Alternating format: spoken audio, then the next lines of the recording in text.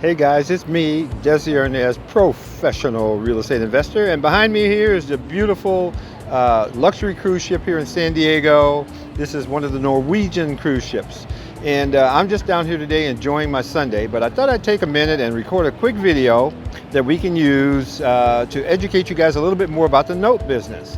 Today I'm going to talk about what is an allonge.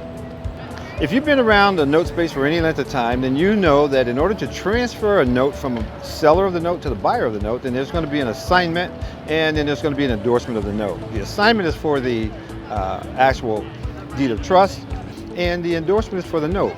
Well, when you endorse a note, it's just like signing the back of a check. Right, And if there's no place to sign on the back of the check, then what you're going to actually do then is do something called an allonge, which you attach to that note. And that's basically where it says pay to the order of. So an allonge is not a complicated document, but you will see it as you're in the note space. There you have it. I'm gonna go have some fun. Just wanted to give you guys that heads up. Talk to you later.